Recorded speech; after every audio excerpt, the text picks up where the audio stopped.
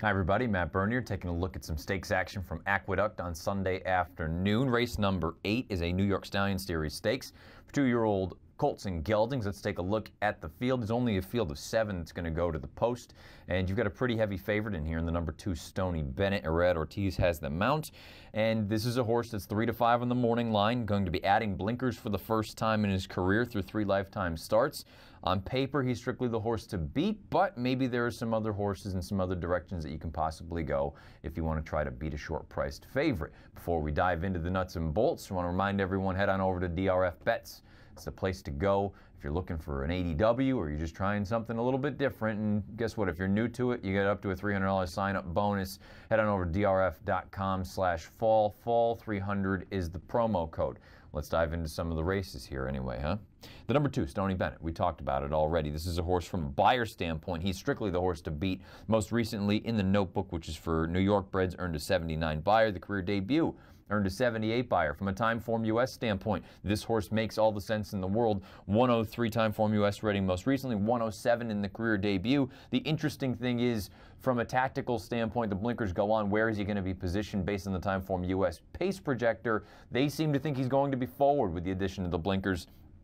I wonder if those most recent races, you know, he came from a little bit off of it in that most recent start. 2 starts back, he got cooked on the front end, paid the price late. That was out at a mile at Belmont Park. And then you go to the career debut. He won in gate-to-wire fashion. I'm going to be very, very interested to see. I was disappointed in the most recent run when he lost at 4 to 5 because it looked like he had on cruise control on the far outside. And then when the real running started, he just never went on by. Now the blinkers go on. I wonder, do you want to just say, let's just take the question out of it and just go on with it and say maybe we're the best horse? Or do you want to look at it and say there's speed drawn just to the inside? I don't really want to get hooked in some sort of prolonged pace duel. Maybe we just try to sit and we think the blinkers are going to sharpen him up a little bit and he'll be able to go on with it when it's all said and done. Speaking of the inside horse, that's Deezer, or Dezer, however you'd like to pronounce that, for Jorge Navarro. Paco Lopez debuted for a maiden 50 tag most recently, and that was in a New York bred race. That was on October the 13th. Hustled out of the gate, went right to the front, cleared off, finished nicely, has some legitimate early speed. The interesting thing about this horse, you see Desert Party on top, you see Lord at War on the bottom. He's got some pretty precocious 2-year-old siblings throughout the entirety of the family. So winning as a 2-year-old doesn't surprise me at all. I just wonder what kind of field did he beat in that most recent run. The 69 buyer, he can certainly take a step forward from that number. I just wonder, it was a weak field, and now you're going to have to face some other good speed early on or some just legitimate speed. And I wonder, is it going to be too much to overcome? I think he's got a chance in here. I just wonder, again, a lot of it's going to come down to the tactics of what the heavy favorite in the morning line does, Stony Bennett. The 3 is Inalienable Rights, for Mark Hennig. First time gelding in this spot. This is a horse that, if you believe the pace projector and you don't think there's going to be a lot of pace signed on, then maybe that works against Inalienable Rights.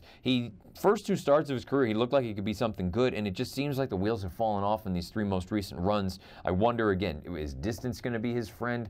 They've turned him back to these 6 furlong races from trying to stretch him out to 7 and a mile. None of that was working. They try to geld him now. Maybe that wakes him up and he gets back to the sort of right foot. But at this point right now, just based on his current form, he is a pass for me in this spot. Belleville Spring is an interesting runner in here. This is the son of Trinniberg. He's already been gelded.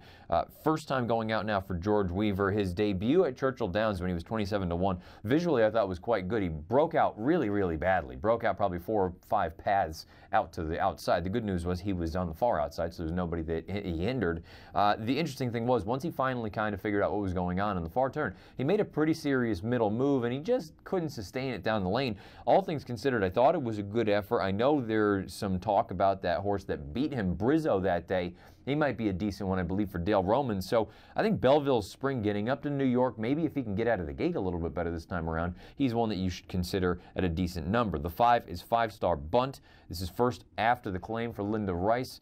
The problem I have with this horse is the only win came in gate-to-wire fashion, 2 back. That was in a maiden 50 race. He figures to be forwardly placed, and I don't think he's as good as some of the other speeds in this race, most notably the inside 2 horses. I just have a hard time envisioning a good trip for this horse, 5-star Bunt. You get Martin Garcia aboard. The number 6, Spectacular Kid, coming down from the Finger Lakes. The big concern here is this horse good enough? Broke through most recently by a nose at the maiden special weight level. Having said that, that field was just dreadful. He's going to be facing far, far superior competition in this spot here. I don't know that he's quite good enough. And the 7 is Aqua Belsar. This is the first time you're going to be having a horse go into the spot with he's a maiden still at this point. If you're looking for any sort of a positive, the Dam, she was 5 for 5 in the money as a 2-year-old. She won on 2 of those occasions. So there is some sort of, let's just say, precocity in the pedigree.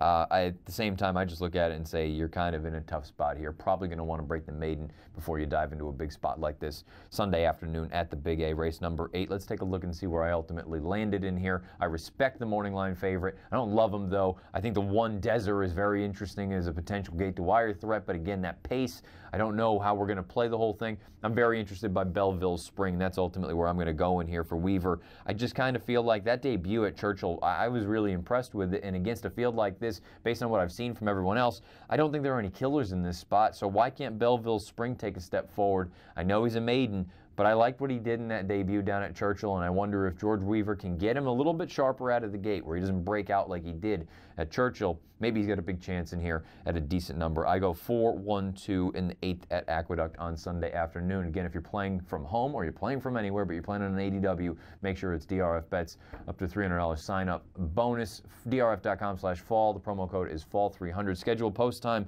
for the New York Stallion Series Stakes Sunday afternoon at Aqueduct is 3:47 Eastern. Good luck.